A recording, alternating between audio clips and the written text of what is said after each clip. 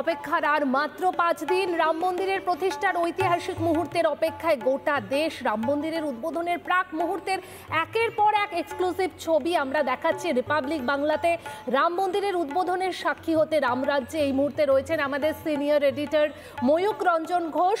ময়ূক, এই মুহূর্তের ছবিটা তোমার সামনে কি উঠে আসছে? কারণ যথেষ্ট ঠান্ডা, তার মধ্যেও তুমি সকাল থেকে যে ছবি দেখাচ্ছ, ভক্তদের ভিড় সেখানে, এই মুহূর্তের ছবিটা তোমার সামনে কি আমরা জানতে চাই।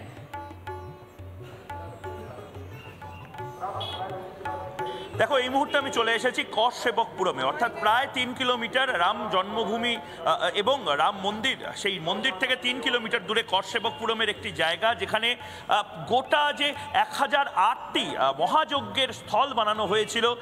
শ্রীরামচন্দ্র যখন বনবাস থেকে ফিরে এসেছিলেন সেই সময় ঠিক সেভাবেই অশ্বমেধ যজ্ঞ এবং তার পাশাপাশি যে মহাযজ্ঞের আয়োজন করা হয়েছিল, সেই মহাযজ্ঞের আয়োজন স্থল এখানে বানানো হয়েছে।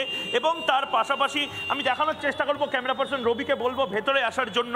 এই যে গোটা এলাকাটা, সেই এলাকাটায় 1008টি যজ্ঞস্থল বানানো হয়েছে, যেই যজ্ঞস্থলে বিভিন্ন সময়ে শ্রীরামচন্দ্রের জীবনের বিভিন্ন চিত্র তৈরি করা হয়েছে।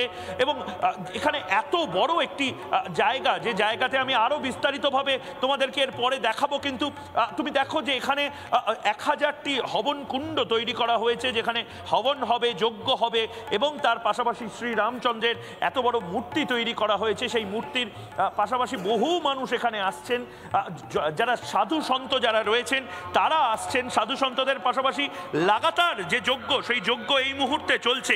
অযোধ্যায় ফিরে রাজা অশ্বমেধ ও রাজসূয় যজ্ঞ করেছিলেন রাজা রাম, সেই যজ্ঞগুলোকেই রিকনস্ট্রাকশন করা হচ্ছে, অর্থাৎ আবার পুনর্নির্মাণ করা হচ্ছে। সেই ছবি এই মুহূর্তে আমি দেখাবো।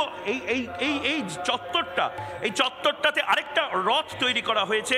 যে রথ এখানে রয়েছে, সেখানে রথের বিভিন্ন সময়ের চিত্র তৈরি করা হয়েছে। দেখো তুমি, এখানে অস্থায়ী রাম মন্দিরের আদলে একটি ছাউনি তৈরি করা হয়েছে, যে ছাউনিতে সাধু সন্তরা রয়েছেন। আমি সেখানে সেই ছবি একবার দেখানোর চেষ্টা করব।